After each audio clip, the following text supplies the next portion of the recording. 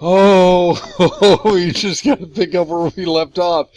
So this is my new man of the arteries of crazy. I tapped into the mother lode.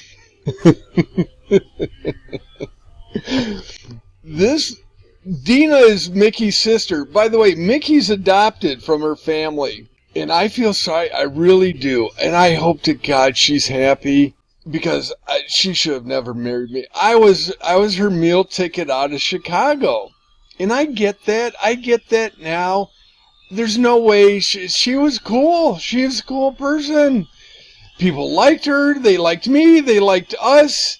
But I was her meal ticket out of Pentwater, out of the life she had. But that life was, what she was running from was the drug dependency. But, and we'll deal nicely with Mick, because I genuinely want good for her. But there's no doubt, until she corrects herself, that I'm the biggest a-hole, and she'll just ride that story because her side of the story, the overall story, is winning. And until it breaks, and you see that side of her that's all weepy and I'm sorry and everything else, ain't gonna happen. But when she gets caught, as I thought Miles was going to be when he got caught, and that's the whole thing. When you get all weepy and you are, I'm sorry, I repent and I atone, but then if you don't really mean it long term, then you get your old habits and you go and you go and you go. And I was that guy. I was that, I'm sorry, and I'll never. And so God said, okay. But times 7, I didn't know the times 7 factor worked in years. and Mickey, she's just gotta, but so Mickey's sister married this Ron Shimony, but quickly on Dina. She had a previous marriage, and she had 4 kids in this. I mean, it was truly a trailer park type thing. And I hate saying it that way, but you gotta paint a picture using the right pencils and pens and paintbrushes. So picture that, and she had 4 kids. They're sweet kids. They were, anyway, not to deal with that. And then she ends up getting divorced. And in the middle of the divorce, and I'm getting the side story that's been edited 1,000 times, so I'm only getting the parts that makes the Froberg family sound all innocent-y and stuff.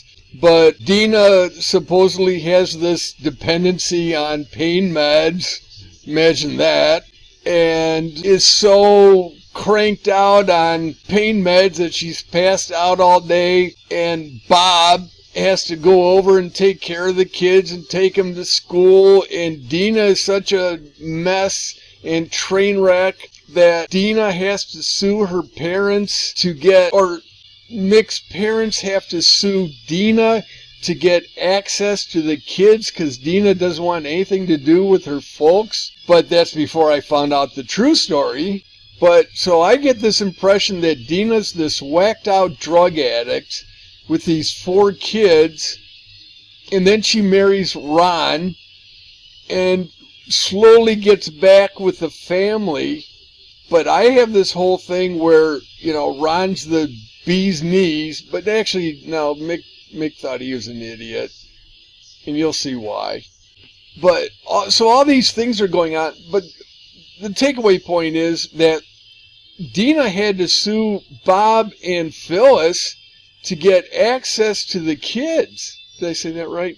Bob and Phyllis had to sue Dina to get access to the kids. And they went to court saying that Dina was not mentally capable of taking care of the kids.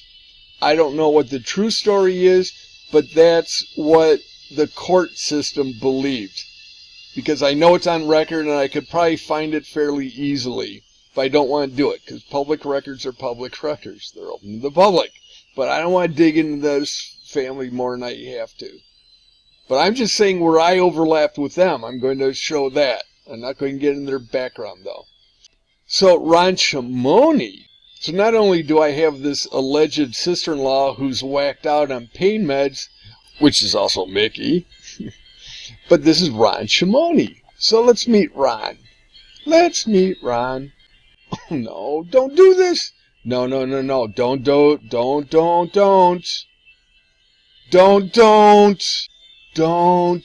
It's probably the same. Oh, don't do this. No. Okay, there's at least some scrappy stuff. There's still some scrappy stuff. So this is Ron Shimony. So he had, let's go back. Whoa. Too soon. Let's see what little scraps we can get. Native of Israel, arrived in America nearly 2 decades ago, okay, with little but a strong will to succeed. Wow, I bet this guy's super.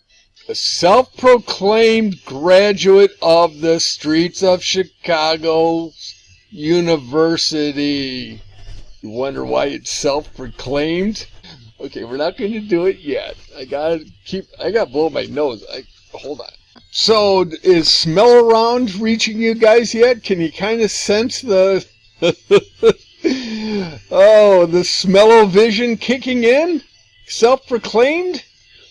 Ron educated himself in the areas that would help him achieve his potential, with driving and living in a taxi cab in a new country. Oh, wow, a self-made man. Wow. So he's from Israel, and he arrives in America. Me no speak English, me driving cab and take you, and I'm going to learn about America. Oh, good Lord. And so this guy's probably personally responsible for the drug culture in New York and the West Coast growing out of control with pocket burners. Because that's all the guy did during the day was sell pocket burners, phones, and made a mint off them. And obviously other people did, but that's all he did. That was his job. And you think he could sell this nonsense? He could sell a pocket burner. I'd give him that. But this, you sign up for it. That's what this site was, ronshimony.com. I have no screen captures, but there's no reason why that got taken down. But this, Ron can't touch this. Well, he probably could, but we'll get to that. I'm almost glad that's not there, because I'd rip apart that do I have that paragraph? Oh, I know I do. I'll find it tonight, though. We don't have to hunt for. I'm on a roll, baby. I gotta get this. It's flowing today. So this guy, in reality, he was from Israel. He lived with his mother. I don't know anything about his father, but he came over here and he told the Frobergs, I work for the Mossad. I work for, who knows. But he was in Secret Service. He was in the Army. He was in all these things. And then all of a sudden now he's on the streets of Chicago University. And that's where I came up with University of Wikipedia. So I'm not original. I'll just take nonsense and take it one step beyond. And I have School of Hard Knocks on my LinkedIn thing, but that was only from this. I go, if he's going to be stupid, I'm going to take stupid one level higher. So he had all these different stories going on with all these different people. But the truth was, from Mickey's standpoint, was he spoke perfect English. He grew up in Israel with his mother and sent him to the States. Do your nonsense. Whatever. You're not going to do anything about Israel and Jewish and stuff like that. If he's Jewish, it's by heritage. I know nothing about religion. I ain't going to taint what, Jewish religion or the tribe of Judah. No, you're not going to get that out of me. He says he's from Israel, and he could be from Cameroon. And it doesn't make any difference to the story. But the story he said was he worked with Mossad, and he worked with all the secret police, and all these other nonsense things. And, he told the kids that he was a secret agent, and all this stuff. And he meant it. and he traveled back and forth between Israel. And so all this nonsense going on with this guy. Look, founder, Run for Your Life, Extreme Performers. So what that was about, let me do what I remember and see if his LinkedIn says the same, was for $5,000 up to $10,000, old buddy Ron there will come out and talk to you and get you guys pumped up because he knows he's a self-made man and he knows how to do it. God doesn't do it. He does it. Yeah, because if God wants you to think that this is God's image, he said, Ron Shimony, I got your role. You're going to be a self-made man at the streets of Chicago University. And that's what God wanted for Ron Shimody in life, and he's living it to a T. And is he going to regret that unless he spins that car around? But that ain't going to happen. Sorry, buddy.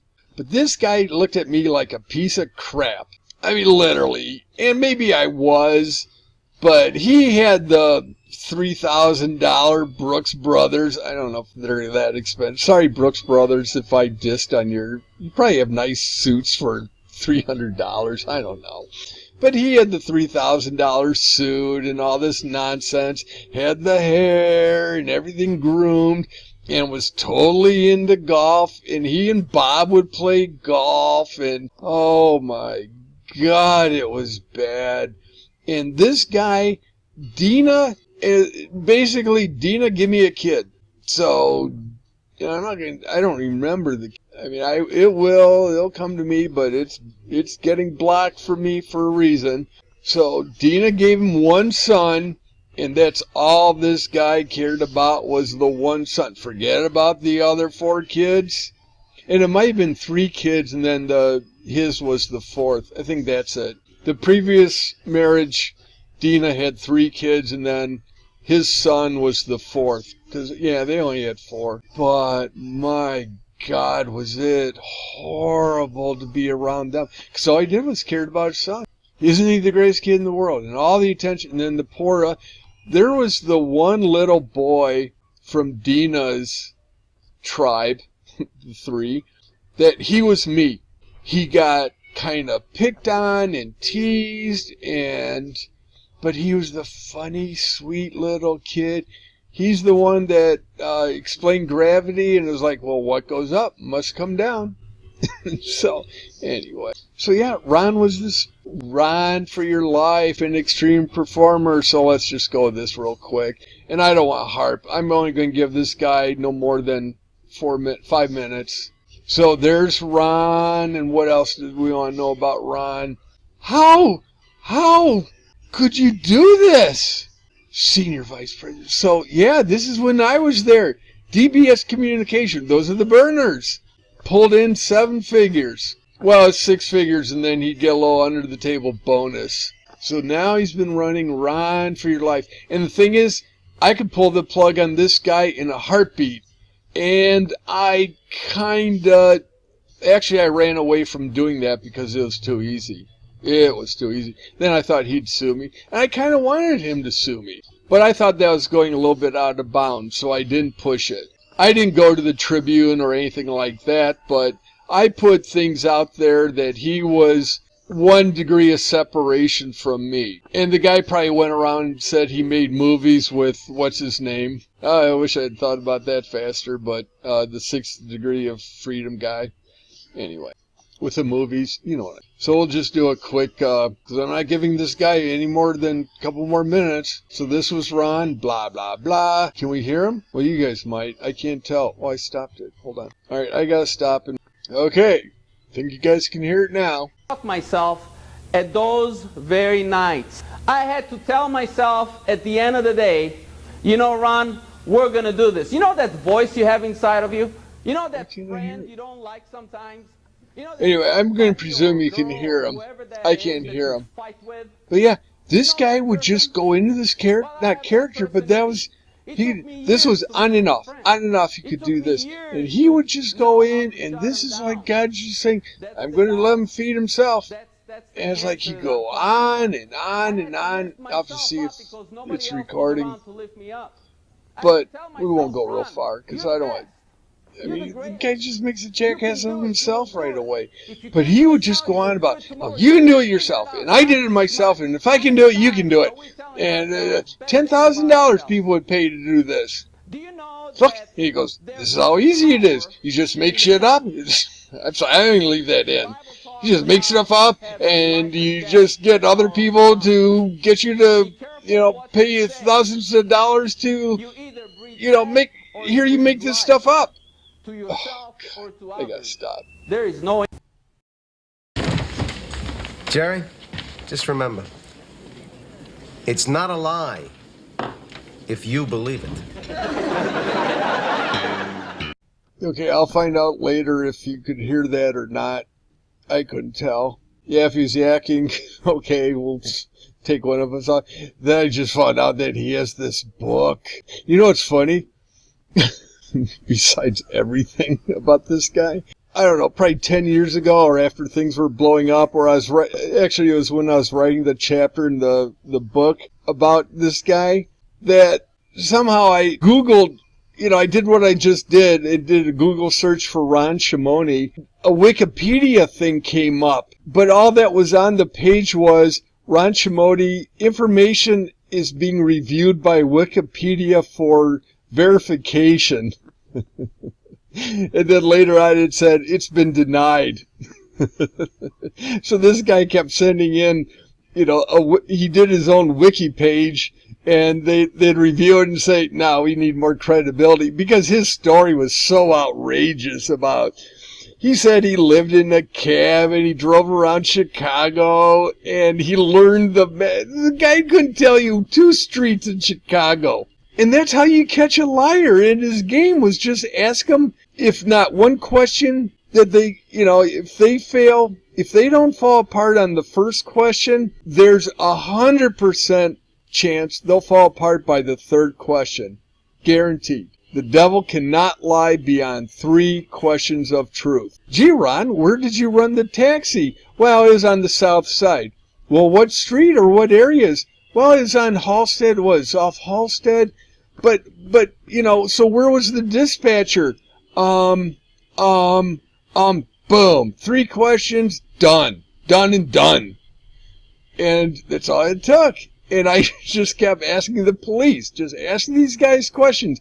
When did I start having the mental illness? When did I have psychiatric problems? When is it documented? When? Just ask them that question.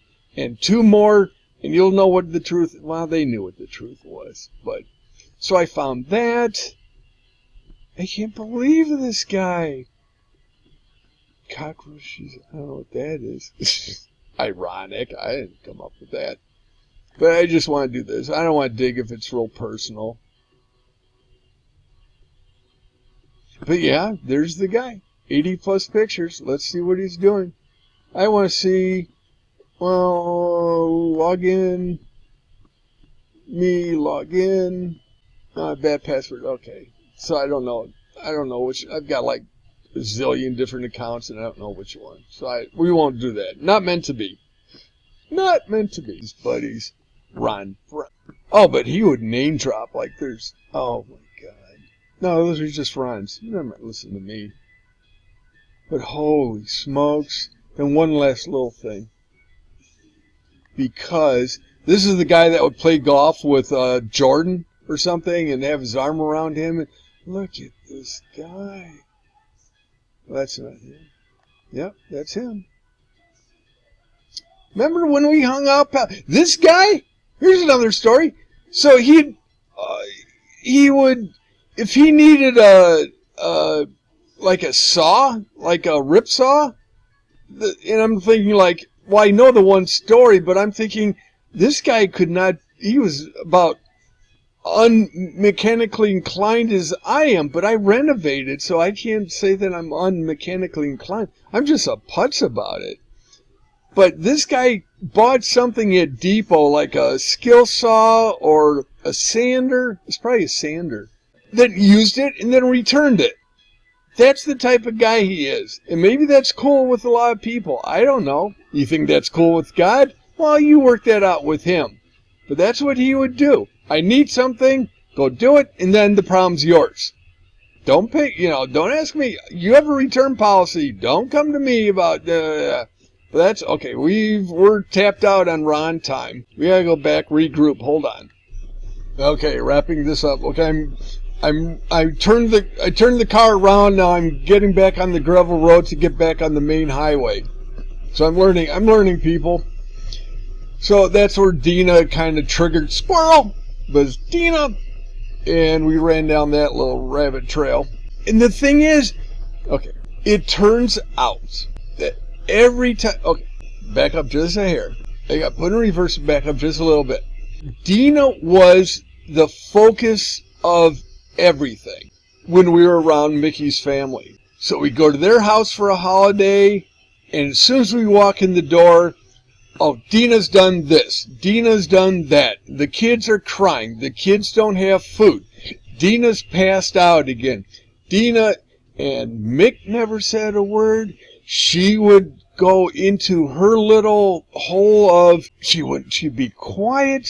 She wouldn't say anything. And I'm kind of uncomfortable, but all I have to do, I'm the easiest guy to get along with because I take a genuine interest in your life, no matter what. So no matter who's in the room, if it was Bob, I'd ask about a police story. Or ask about, hey, that time you shot that guy, was that a true kill or not? I'm kidding. No, I shouldn't be kidding, but I'd ask him about his police stories, because he was on duty when Dennis Franz says, oh my gosh, come on, Brian. The Chicago cop that was on Law and Order, Dennis. Oh, for crying out loud. I'll come think of it. The easier the name, the harder it is for me to remember. Anyway, so he was on the force when that guy was, and so he had a bunch of stories. And then with Jim Flood, he'd have stories. There are pull a lot of stories out of her father. Then his mother, Mickey's mother, had stories. So I could get along, but Mick would just disappear. We'd always bring her dog. We'd put Typo or not Typo, Sky. I got to settle down a little bit. We would put Typo. We would put Sky and Piper at the kennels when we visited Mick's folks. We'd bring along Casey because Casey knew the family and everything else, and Casey had been with Mick several years before me, and so we'd always bring Casey because she could handle the car ride and leave the other two knucklehead dogs behind. But Mickey brought Casey along because she would just play with Casey. It was her excuse to just depart from all family activity. And I knew that, I sensed that, but we had to go back at holidays. But everything was about Dina being passed out and drugs and not taking care of the kids the whole time. No exaggeration, because I'll show you the letter that I sent Dina when I heard one story.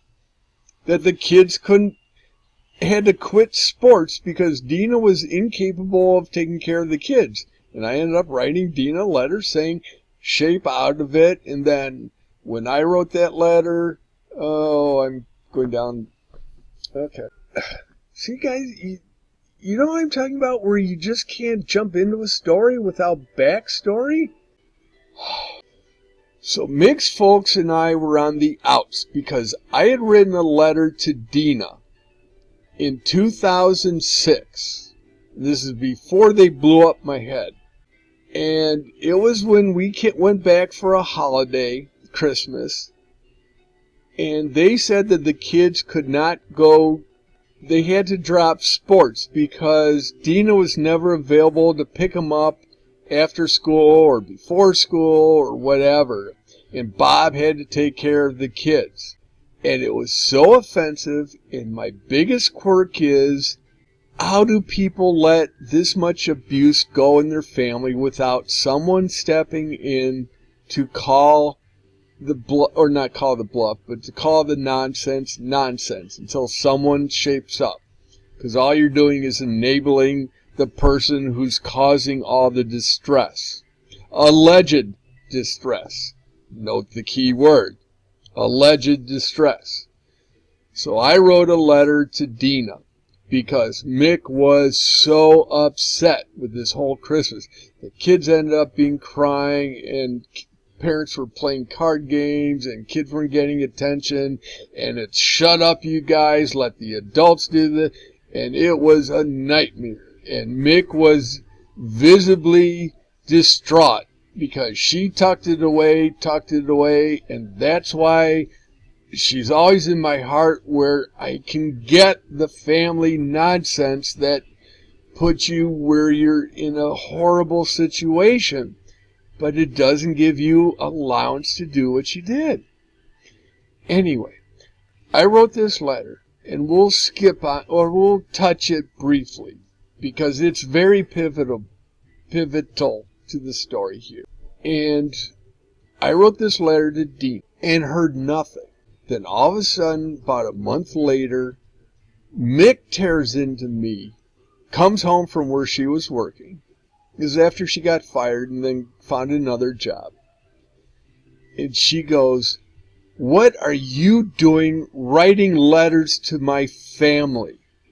And the thing was, I wrote that letter to one person and one person only. And I have to show the letter because in the letter it said very clearly, this is a letter to you and you only. No one else knows about this. No one else needs to know about this. But you need to shape up, because you're destroying your family, you're destroying Mick, and you're going to destroy your life with your kids unless you stop this with the pain meds. Alleged pain med problem. As it turns out, Mick turns on me. Her family turns on Mick. And I'm done. I'm done. And Mick goes, "What are you doing screwing up my family?" Cutting through all this, because I got to settle it down a little. This is pretty serious stuff. So her family just mix out. And she's kind of glad. She's not saying this. She doesn't talk about family other than "what are you doing?" But I can kind of tell that she's glad. Because she didn't have to do, now there's a good excuse, because it's not her, it's somebody else, me, that's stepped in and stopped her need to keep on with her sister, or with the family. And the only people that mattered to Mick were the kids. And she would have gotten around that somehow. But that went on for a year and change. And the weekend that they came up, Thanksgiving weekend, when they blew up my head, was the first weekend we had gotten together in that year and a half since I wrote that letter. And I rented the place next door for $500. When the money, it was, "Please come up. I apologize for what I did." But what was really going on, I called up Dina immediately. And I told Mick, "I'm calling your sister. Don't call my sister. Do not call." I said, "I am calling your sister, like it or not, because I don't do things behind people's back." I called Dina up, and she goes, "What did you, what were you with that letter? Where did you get that stuff?" I go, "From your father." And she said, "That stuff's not true. I've never had a problem with drugs. I don't know what you're talking about." So, hand on a Bible, me? I don't know what's going on. I believed Dina. After our phone call, I believed Dina. Because that made 1,000 more percent. Why Dina wasn't around, it was always Dina's a horrible person behind her back.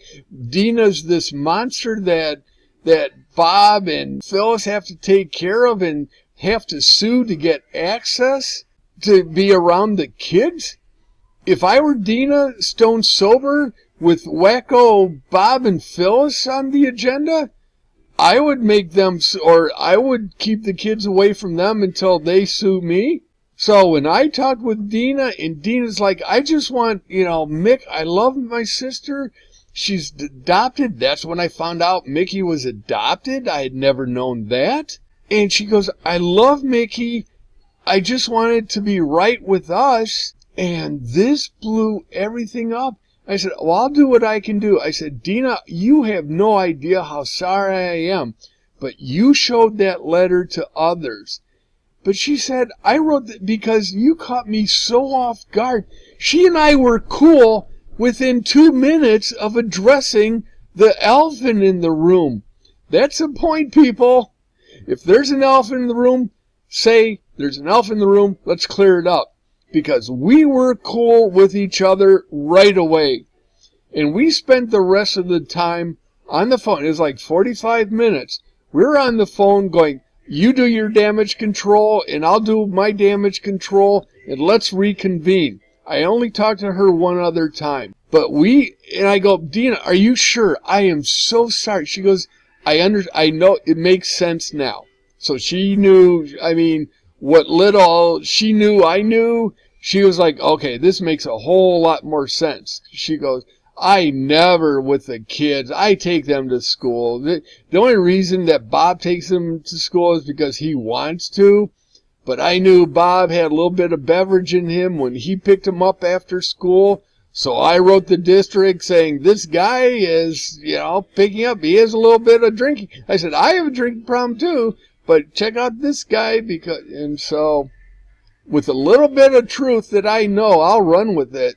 And so we'll get to that, but I'm just trying to kind of calm down a little bit. But Mickey blamed the methadone on Dina, and what I'm thinking now is Mickey had the methadone, and she said that was Dina's, that Dina had, that Mickey got a hold of for me, which didn't last. That was a bad excuse, because now I know where the methadone came from. Because there's a little clinic down in Muskegon, which was either on the way when Mick drove back to Chicago for a couple days to do beer cans on Wednesday nights.